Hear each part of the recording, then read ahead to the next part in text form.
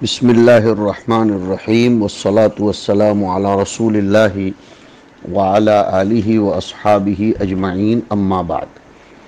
طلبہ عزیز، ہم حدیث شریف شروع کرنے سے پہلے مناسب سمجھ رہے ہیں کہ آپ حضرات کو تھوڑی مزید تفصیل میں لے جائیں۔ اس سے پہلے جو ترجمۃ الباب گزرا رد الارجاء، اور ابھی جو ترجمۃ الباب چل رہا ہے الدلیل علی الزیادۃ والنقصان، اور اس کے ضمن میں جو حدیث شریف ہم لوگ پڑھنا چاہتے ہیں، تو اب ذرا توجہ سے بات کو سنیں گے۔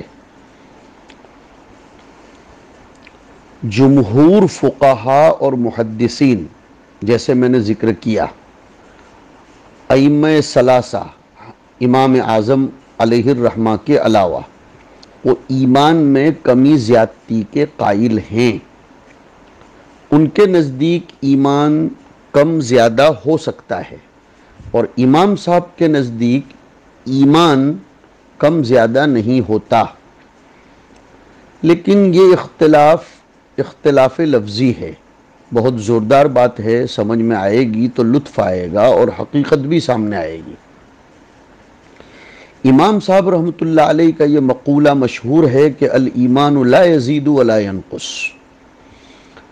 اصل میں بات یہ ہے کہ یہ جو اختلاف امام صاحب اور محدثین کے درمیان ہے، وہ اختلاف ماحول کی وجہ سے ہوا، زمانے کے تقاضوں کی وجہ سے ہوا، زمانے میں پنپنے والے فتنوں کی وجہ سے ہوا۔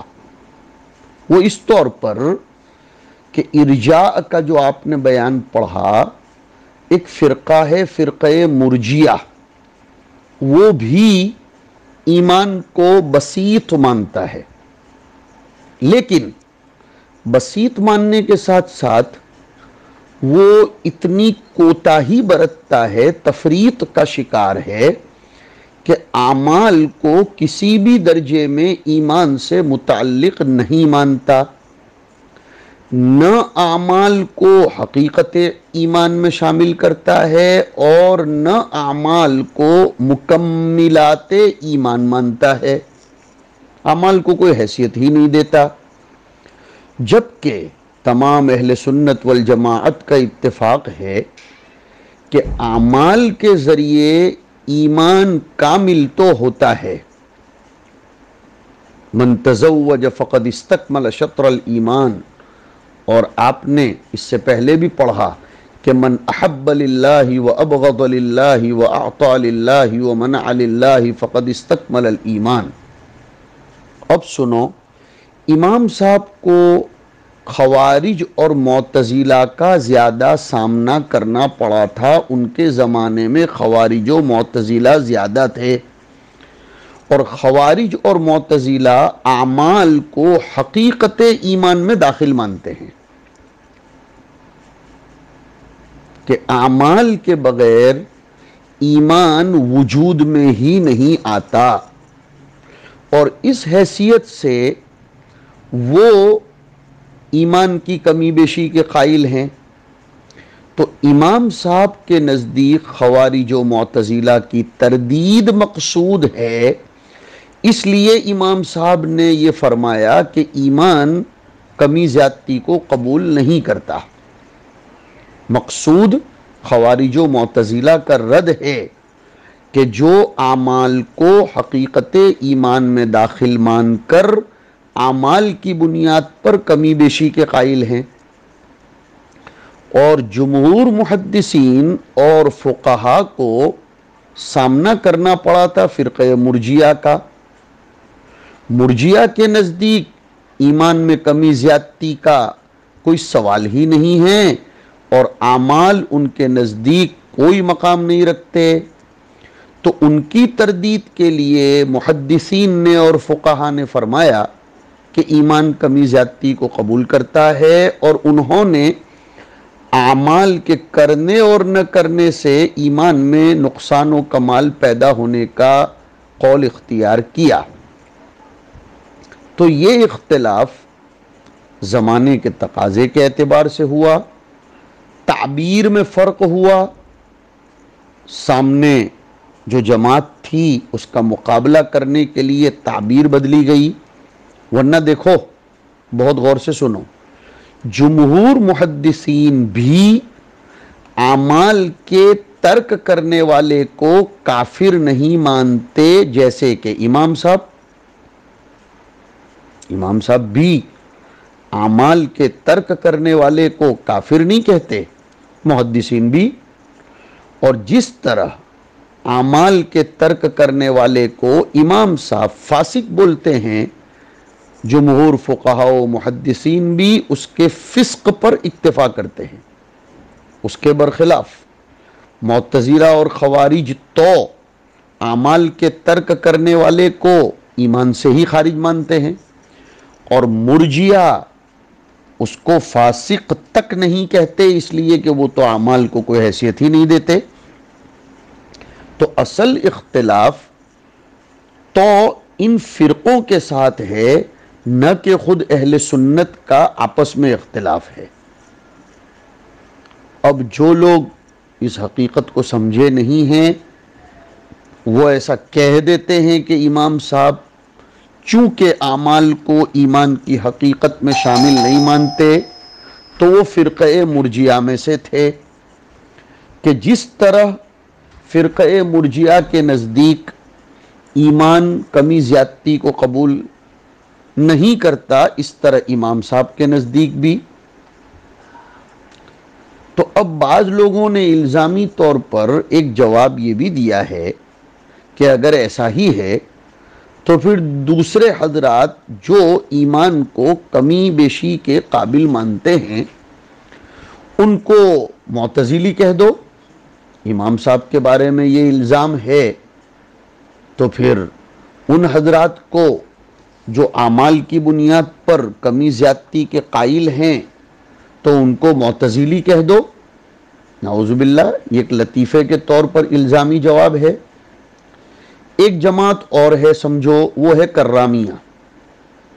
وہ کہتے ہیں ایمان کی حقیقت صرف زبان سے بولنا ہے، ایمان نہ تو تصدیق کا نام ہے نہ اعمال بالجوارح کا نام ہے۔ سلف تو یہ کہتے تھے کہ ایمان نام ہے قلبی اعتقاد، زبان سے تلفظ اور اعضاء و جوارح سے عمل، اور وہ یہ مقصد بناتے ہیں کہ اعمال شرط ہے کمال ایمان میں۔ یہاں سے ہی وہ کمی بیشی کا قول پیدا ہوا کہ اعمال شرط ہیں کمال ایمان میں، تو جتنے اعمال ہوں گے اتنا ایمان کامل ہوگا، جتنے اعمال نہیں ہوں گے اتنا ایمان ناقص ہوگا۔ اور مرجئہ کہتے ہیں کہ ایمان نام ہے صرف عقیدے کا اور زبان سے بول دینے کا، ختم معاملہ، اعمال کی کوئی ضرورت نہیں، کرے گا تو کوئی فائدہ نہیں، نہیں کرے گا تو کوئی نقصان نہیں۔ اور کرامیہ کہتے ہیں صرف بولنے کا نام ہے ایمان، عقیدہ بھی ضروری نہیں ہے۔ اور معتزلہ کہتے ہیں عمل، نطق اور اعتقاد۔ تو اب حد فارق کیا بنی معتزلہ، دیگر فرقے اور ہمارے سلف کے درمیان؟ کہ ان لوگوں نے اعمال کو شرط صحت ایمان قرار دیا، انہوں نے یعنی معتزلہ اور خوارج نے، اور سلف نے شرط کمال ایمان قرار دیا۔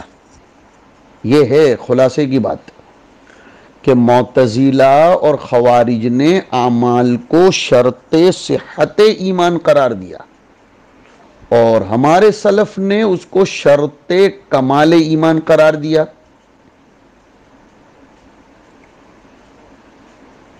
بہت سی آیات سے ایمان کی زیادتی قبول کرنا ثابت ہے، تو اس کا جواب یہ ہوگا کہ صحابہ کرام فی الجملہ مومن تھے، اور جیسے جیسے فرائض، وحی اور آیات اترتی تھی تو وہ ان نئی نئی وحی پر اور آیات پر ایمان لاتے جاتے تھے تو مومن بھی بڑھتا تھا. مومن بھی کے بڑھنے کو ایمان کا بڑھنا کہہ دیا گیا.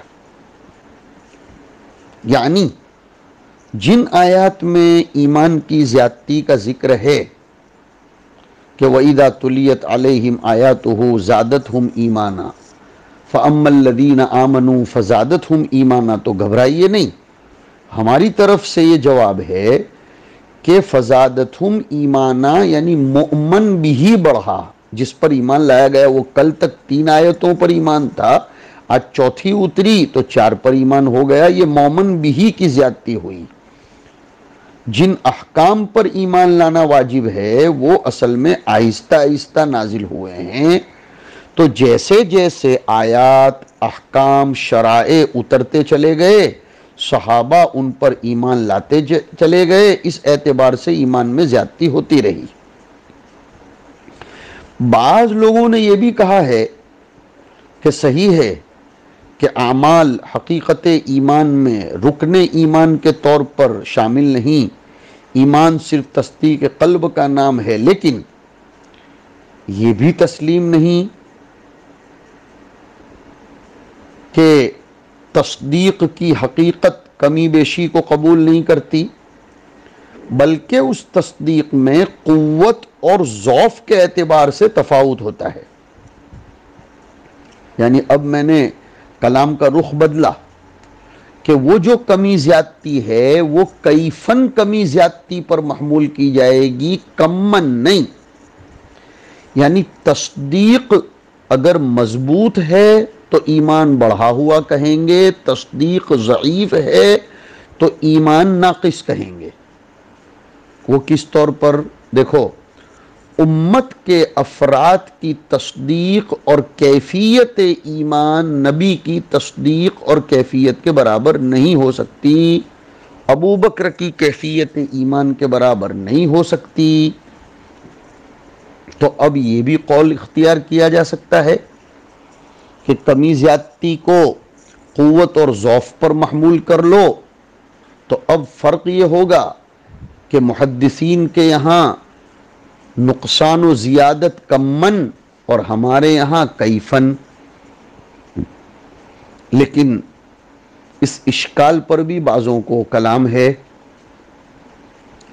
کہ وہ زیادتی اور نقصان کی بحث سے قوت اور ضعف کی طرف ہم لوگ جا رہے ہیں.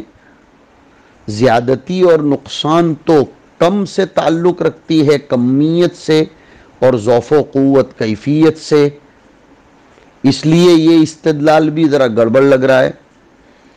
یا یہ کہہ دو کہ یہ اختلاف صرف لفظی تعبیر کا ہے، اگر کمی زیادتی سے مضبوطی اور کمزوری ہی مراد لینا ہے تو اس کے تو امام صاحب بھی قائل ہیں، امام صاحب بھی اس کے منکر تو نہیں ہیں. اب ایک اور بات سنیے، مزید وضاحت کرتا ہوں. فرقہ مرجئہ کے نزدیک ایمان صرف تصدیق کا نام ہے. اقرار ان کے یہاں نہ شرط ہے نہ شطر ہے، نہ شرط ہے نہ شطر ہے، نہ اس کا جز ہے نہ اس کی شرط ہے. حتیٰ کہ میں نے کہا تھا کہ وہ کہتے ہیں لا تضر مع الایمان معصیۃ. وہ تو کہتے ہیں کہ مومن اگرچہ کتنے گناہ کرے وہ جہنم میں نہیں جائے گا. فرقہ کرامیہ کے نزدیک صرف اقرار باللسان نجات کے لیے ہو جائے گا کافی، تصدیق پائی گئی یا نہیں پائی گئی. اور جہمیہ کے نزدیک ایمان صرف علم اور معرفت کا نام ہے، اگر دلوں میں علم ہے تو کامل الایمان. حالانکہ ان کو سمجھنا چاہیے کہ لما جاءہم ما عرفوا کفروا بہ، صاف ان پر تردید ہے.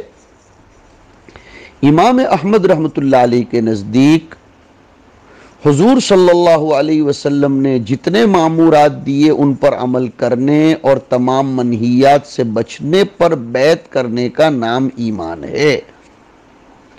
جس نے خلاف شریعت کوئی کام کیا اس کا ایمان ادھورا ہو گیا. تو امام احمد بھی زیادتی اور نقص ایمان کے قائل ہوئے۔ خوارج کے نزدیک ایمان نام ہے تصدیق بالقلب، عمل بالارکان اور اقرار باللسان۔ یہ لوگ عمل کو ایمان کا جزو حقیقی مانتے ہیں، اس لیے ان کے یہاں جز کے فقدان سے کل کا فقدان لازم آئے گا۔ ایک عمل بھی ترک کیا تو کفر ہو جائے گا۔ معتزلہ کے نزدیک بھی ایمان اعتقاد، عمل اور اقرار ان تین امور کے مجموعے کا نام ہے، لیکن ان کے یہاں عمل نہ کرنے سے ایمان سے تو خارج ہے، لیکن کفر میں داخل نہیں ہوگا، بلکہ وہ منزلتم بین المنزلتین مانتے ہیں، منزلت الایمان اور منزلت الکفر کے بیچ میں۔ یاد رکھنے کی آسانی کے لیے خوارج میں خواہ ہے تو وہ ترک عمل سے خروج عن الایمان کے قائل ہیں، اور معتزلہ میں میم ہے تو وہ ترک عمل سے منزلتم بین المنزلتین کے قائل ہیں۔ ہم اہل سنت والجماعت، چونکہ یہ کتاب و سنت پڑھ رہے ہو، امت وسط ہیں، تو ہم یہ کہتے ہیں کہ عمل کا تارک فاسق ہے، کافر نہیں، اس پر تو اتفاق۔ پھر آپس میں ہم اہل سنت والجماعت کے درمیان لفظی اختلاف ہے کہ جمہور محدثین شوافع کے نزدیک ایمان امور ثلاثہ سے مرکب ہے، لیکن تاریک عمل ایمان سے خارج بھی نہیں، داخل فی الکفر بھی نہیں، بلکہ فاسق، اور اعمال کمال ایمان کی شرط ہے، جس کے تو ہم بھی منکر نہیں ہیں، ہم بھی اس کو تو مانتے ہیں۔ بس صرف ہم اتنا کہتے ہیں کہ ایمان نام ہے تصدیق قلبی کا، اقرار باللسان ایمان کی شرط ہے دنیاوی احکام کے جاری کرنے کے لیے۔ علامہ عینی بھی شرح بخاری میں یہی بات فرماتے ہیں کہ ایمان اصل میں تصدیق قلبی کا نام ہے، اور اقرار ایمان کا رکن ہے، لیکن رکن اصلی نہیں ہے جیسے تصدیق رکن اصلی ہے، بلکہ اقرار باللسان رکن زائد ہے۔ اور شاباش سنیے کہ جب وہ رکن زائد ہے، اسی وجہ سے اقرار باللسان حالت اکراہ میں اور حالت عجز میں ساقط ہو جاتا ہے۔ اگر وہ رکن اصلی ہوتا تو کسی بھی صورت میں ساقط نہ ہوتا۔ خلاصہ یہ نکلا کہ جمہور محدثین اور شوافع کے نزدیک عمل ایمان کا جز ہے۔ ان الذین آمنوا وعملوا الصالحات سے بھی وہ لوگ دلیل دے رہے ہیں، حالانکہ یہ تو ان کی غرض کے مخالف ہے۔ نحو کا اگر استحضار ہے تو کہ عملوا الصالحات کو عطف کیا گیا آمنو پر، اور عطف تو مغایرت کا تقاضا کرتا ہے، لہذا یہ ان کی دلیل ان کے کام کی نہیں ہے۔ اور امام اعظم جو عمل کی عدم جزئیت کے قائل ہیں، وہ کہتے ہیں کہ اللہ نے بزبان عرب آمنو باللہ سے خطاب کیا، اور اہل عرب لفظ ایمان سے صرف تصدیق قلبی مراد لیتے ہیں، عمل کو ایمان کے معنی میں کسی بھی طرح شامل نہیں کرتے، اور ان کے محاورے میں قرآن اترا ہے، لہذا عمل کی جزئیت ثابت نہیں ہے۔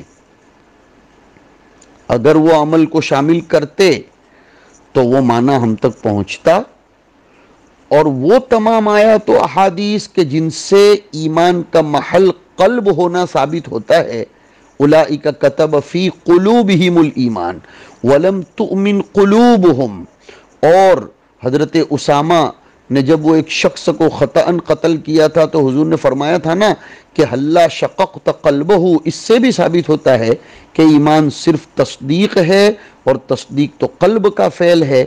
اسی طرح کفر ایمان کی ضد ہے، وَمَنْ يَكْفُرْ بِالطَّاغُوتِ وَيُؤْمِنْ بِاللَّهِ، اور کفر تکذیب و جحود کے معنی میں ہے، اور تکذیب و جحود قلب سے ہوتے ہیں۔ اب اس کی جو ضد ایمان ہے وہ بھی قلبی ہوگا نہ کہ عملی ہوگا، اس لیے کہ پھر تو دونوں میں تضاد باقی نہیں رہے گا۔ اور اسی طرح قرآن کریم میں جا بجا عمل کو ایمان پر عطف کے ساتھ لایا گیا ہے، لہذا عمل کو ایمان سے خارج ماننا پڑے گا، ورنہ عطف سے تکرار بلا فائدہ ہوگا۔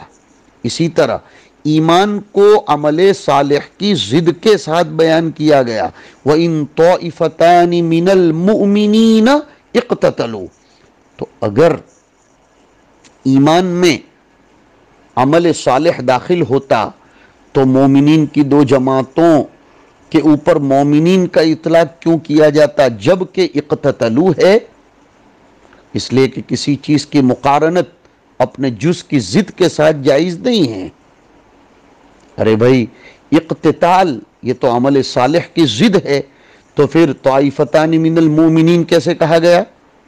یا ایھا الذین آمنوا کتب علیکم القصاص فی القتلی کیسے کہا گیا؟ جب قاتل ٹھہرے تو پھر یا ایھا الذین آمنوا کیسے کہا؟ اللہ تعالیٰ نے ایمان کو صحت عمل کے لیے شرط قرار دیا ہے، وَمَن يَعْمَلْ مِنَ الصَّالِحَاتِ وَهُوَ مُؤْمِنٌ، اور شرط شے خارج ماہیت ہوتی ہے۔ نیز اللہ نے بندوں کو ایمان کے نام سے خطاب کر کے پھر اعمال کا مکلف بنایا، یا ایھا الذین آمنوا کتب علیکم الصیام، تو اگر اعمال ایمان میں داخل ہوتے تو الگ سے کیوں بولا جاتا؟ معلوم ہوا کہ عمل ایمان کے مفہوم سے خارج ہے، ورنہ ایمان کے خطاب کے بعد مستقل احکام کا حکم دینے کی ضرورت نہیں تھی۔ اسی طرح حدیث جبرائیل میں مل ایمانو کے سوال پر حضور صلی اللہ علیہ وسلم نے صرف تصدیق کو ذکر کیا ہے، فرمایا ان تؤمن باللہ، عمل کو ذکر نہیں کیا۔ اگر عمل ایمان میں داخل ہوتا تو پھر جواب ادھورا ہوتا، جس پر دین کا اطلاق کرنا صحیح نہ ہوتا کہ اتاکم لیعلمکم دینکم۔ اللہ تعالیٰ نے مومنین کو توبہ کا حکم بھی تو دیا، یا ایھا الذین آمنوا توبوا الی اللہ توبۃ نصوحا۔ پتہ چلا کہ ایمان معصیت کے ساتھ جمع ہوتا ہے، اس لیے کہ توبہ تو معصیت کی بنیاد پر ہوگی، اور معصیت شارع کے حکم کے موافق عمل نہ کرنے کا نام ہے، لہذا ایمان عمل نہ کرنے کے باوجود رہتا ہے، عمل نہ کرنے کے ساتھ جمع ہوگا، یہ عمل جز نہیں بنے گا۔